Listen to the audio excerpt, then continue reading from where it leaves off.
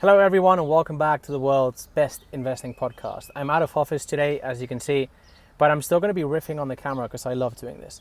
Today I wanted to explain why I believe that Palantir, HIMS and AMD are set to explode from here, even though everyone is very focused on tariffs and I'd say rather pessimistic.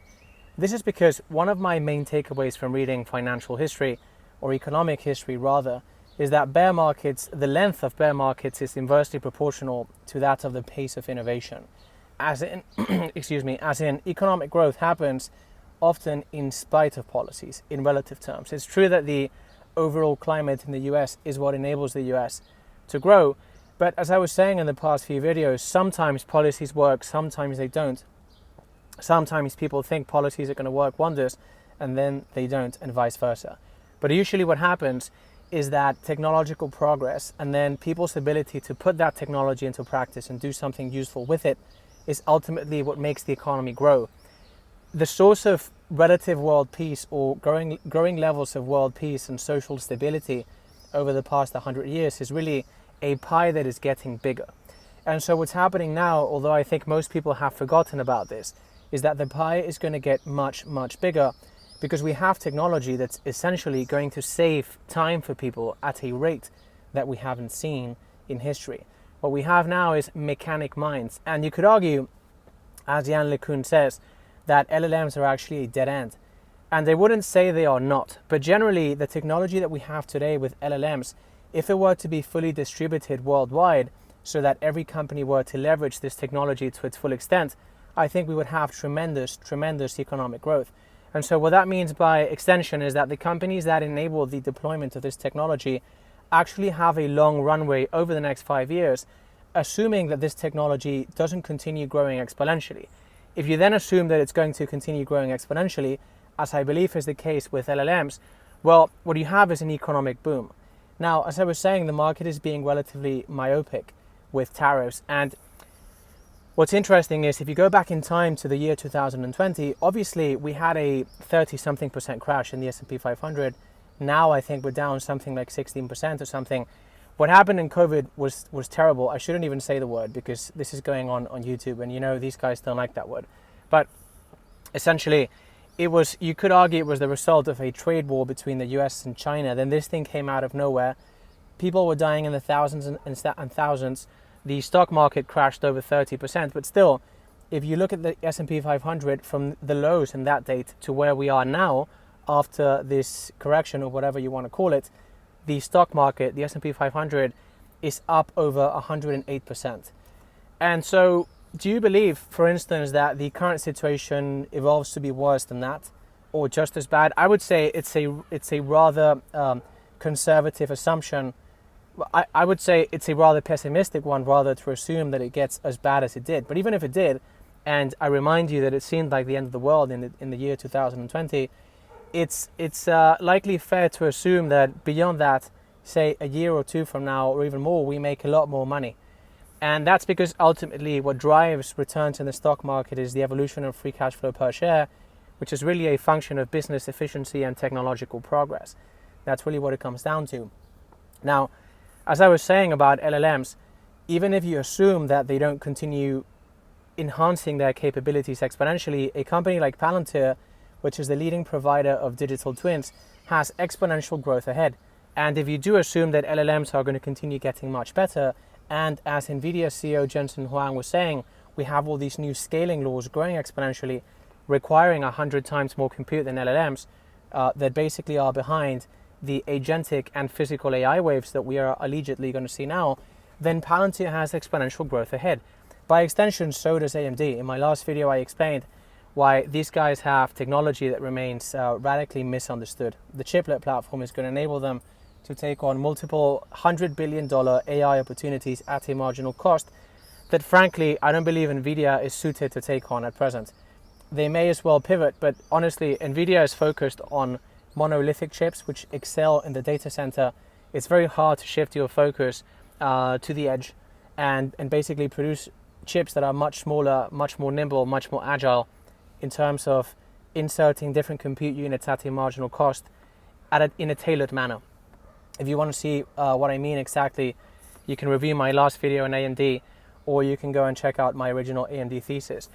Now with HIMSS, it's very similar. It's the technology that we have now, the neural nets that we have now, are probably more than enough to, if you feed these neural networks enough data about patients and what medicines work for them and which ones don't for which condition, per the characteristics of the patient in question, then you could probably outperform a doctor. Or to put it in a more conservative way, you could radically enhance the performance of doctors today at present. And so these three companies, which I am long at the moment, I believe are, regardless of tariffs or whatever, even if things get very, very bad, I believe they are going to do exceptionally well.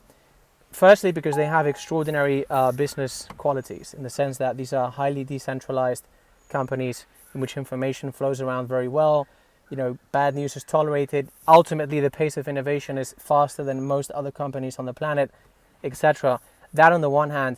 On the other hand, it's important to be reminded, I believe, that we are going through a very, very important time in history in which it's literally the fourth industrial revolution. And if you look for signs of essentially the technological progress that we're undergoing, ¿qué tal? Estoy grabando un video. Ahora te llamo. Sara.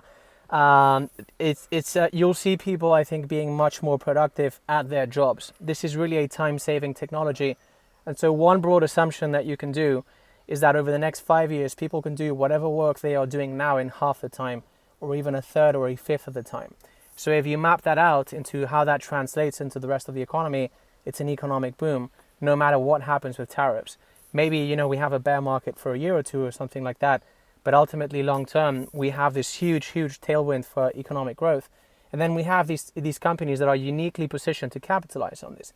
Because again, this technology is really only being built in the US.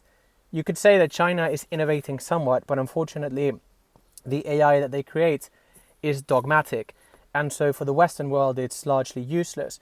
So I would assume for my investments, at least for the sake of making money, that this technology is only being created in the US, and that the climate required for companies to truly embrace this technology and to make money and to ultimately exponentiate free cash flow per share, that climate is only in the United States, regardless of whatever happens with tariffs.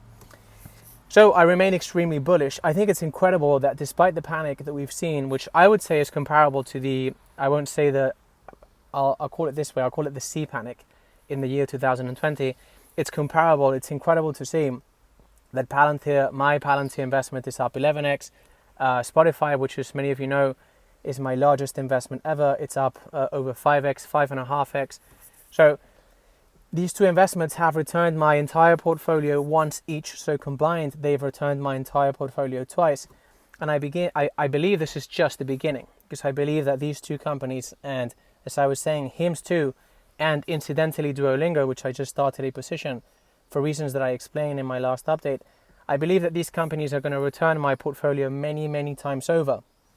However, it's interesting that volatility is always a part of investing. But it's the case, definitely, it's always the case that you don't know where the top or the bottoms are. So fundamentally, the framework that I use to make money with these overarching themes, you know, the US is the only country which can really innovate. AI is a huge tailwind for economic growth, no matter what happens with policies, etc. The mindset there is volatility is inevitable. Stocks correct 50, 60, 70%, especially in tech. But over the long term, they ultimately track free cash flow per share levels. And if you review these three companies, Palantir, HIMSS, and AMD, I believe that free cash flow per share is really, really going to explode. None of this is financial advice, but what you can take away for your investments is that ultimately world-class companies that are well positioned to capitalize on AI have a huge, huge growth runway ahead over the next few years. And although everyone is focused on tariffs at the moment, what really matters ultimately is how much these companies increase free cash flow per share. And I think that it's going to be a great, great success for American companies across the board. I wouldn't say that the US is actually damaging its brand with the tariff move recently, because as Scott Bessent was saying, if the tariffs are so bad, then why did the Allies have it? It's obviously an abrupt move. I'm not necessarily for or against it, although I'm sure you can glimpse to which side of the equation I lean to at the moment. But essentially, I think that what's happening is the US is flattening the playing field, making it a little bit more even. And then ultimately, I think Trump's next move is to lower taxes. because that is what durably brings people to the US. It's simply lower taxes. We've seen other countries do that, like the UAE. It works very well. You provide a stable climate, you reduce taxes, and then that brings the world's best brains. And then obviously the US was doing that at a very fast rate. But I believe that's the next move. I don't believe any of this really affects these companies long term. And again, I just want to remind you of the performance of the S&P 500 from the 2020 lows to the present levels. I think rather extraordinary. It really summarizes the one fact that economic growth is primarily a function of culture, and that the US's culture is very much optimized to deliver economic growth, more wealth, and ultimately reward shareholders. So I'm very, very long these three companies. I made a post today on X explaining how people that bought HIMS at $72 have essentially incinerated 60% of their capital. But I like to make jokes like that. I can be a little bit sarcastic. I guess you have to be. You have to have a little bit of a sense of humor in the stock market. But that's actually happened to me many times. When I invested in AMD at $4.2 back in 2014, I saw the stock decline. I think it was over 60%. I've almost forgotten now, slowly over the next 2 years. So this happens a lot, but ultimately it comes down to, is free cash flow per share going to grow very fast, much more than the market discounts? If yes, you make money. If no, you don't. And so that's why I always say that if you have to run a DCF analysis, the deal is too thin. You have to buy something, at least when you invest in tech, you have to buy something with truly extraordinary growth potential. That's how it works. And I do believe that today, AMD, Palantir, HIMS, and a bunch of other of my holdings, of course, Tesla, which I'll probably be talking about in the next video, these companies are going to grow tremendously in my view. So none of this is financial advice, but what you can take away from this video is that historic lesson in that, 2020 seemed like the end of the world. Excuse me.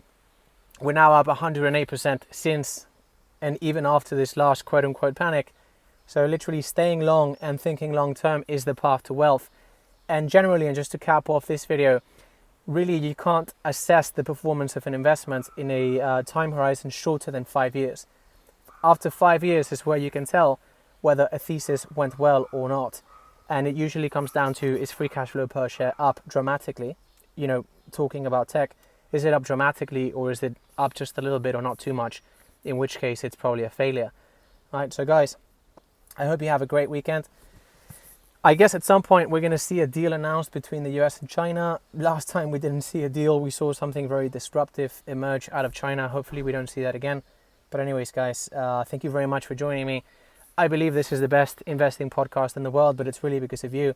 It means so much to me that you're here, and I love doing this. So guys, thank you very much for joining me. As always, if you got value out of this update, could you please share this with one friend? These updates and my deep dives are for free, so the only way this grows is with your help. Thank you very much in advance. Take care and see you next time.